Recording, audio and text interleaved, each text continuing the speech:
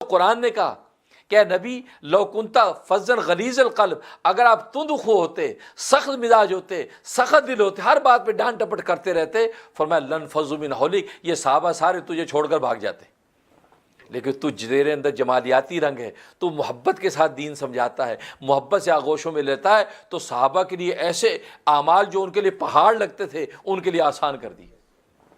اس لیے امام بخاری نے حکمت کا جو لفظ بعد میں آیا اس سے علم کا لفظ استنباط کیا. اس کا مطلب یہ ہے کہ فرمایا کہ علم سے اصل مقصود حکمت ہے. اس لیے قرآن کریم میں اللہ تبارک و تعالیٰ فرماتے ہیں وَمَن يُؤْتَ الْحِكْمَةَ فَقَدْ أُوتِيَ خَيْرًا كَثِيرًا، جس کو حکمت عطا کر دی گئی اس کو خیر کثیر مل گئی، بہت بڑی خیر اللہ نے اس کو دے دی. تو آج ہمارے پاس علم ہوتا ہے، حکمت نہیں ہوتی، جس کے نتیجے میں وہ علم پھیلتا نہیں ہے بلکہ ایک لڑائی اور تنازع کا ذریعہ بن جاتا ہے.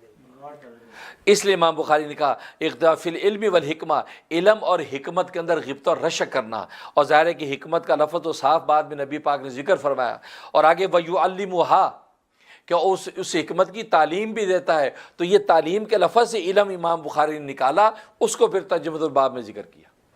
یہ امام بخاری کی ذہانت ہے، یہ اس کی فطانت ہے کہ وہ انتخاب الفاظ کا ایسا کرتے ہیں کہ جو نبی پاک صلی اللہ علیہ وسلم کی حدیث کے ساتھ ترجمۃ الباب کی مناسبت تام ہو جاتی ہے. اس لیے آپ نے یہ فرمایا کہ باب الاقتباس فی العلم والحکمہ، کہ علم اور حکمت میں رشک کرنے کا باب. اور عجیب بات یہ ہے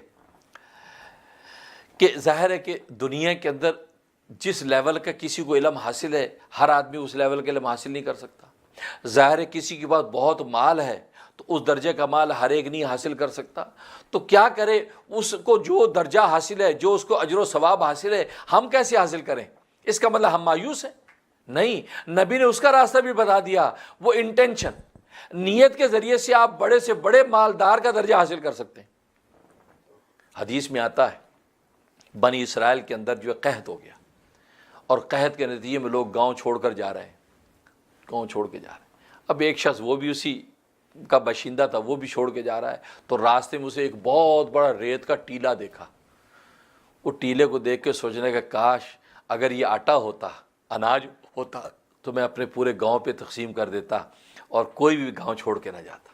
اسے دل میں یہ خواہش کی کاش اگر یہ آٹا ہوتا تو میں سب کو بانٹ دیتا.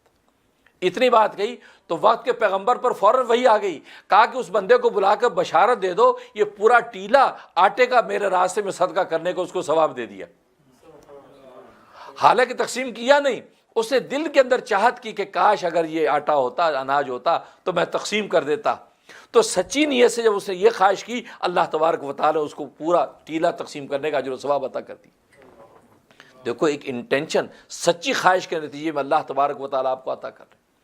بالکل اسی طریقے سے حضرت حکیم الامت مجدد ملت مولانا اشرف علی تھانوی رحمہ اللہ تعالیٰ فرماتے ہیں اگر کسی عالم کو بڑا علم ملا ہوا ہے اور علم کی اشاعت کر رہا، پھیلا رہا ہے، اب آپ اس درجے کا علم حاصل کر نہیں سکتے، تو دل میں یہ خواہش کرو کاش میرے پاس بھی اگر اس درجے کا علم ہوتا تو میں یہ علم بھی جو ہے خوب پھیلاتا اور اللہ کے دین کی اشاعت کرتا، اللہ کے دین کا دفاع کرتا، لوگوں کی خدمتیں کرتا. یہ سچی نیت تم کر لو گے تو جو اجر و ثواب اس عالم دین کو علم پھیلانے پہ مل رہا ہے اللہ تبارک و تعالی تمہیں بھی لکھ دیں گے.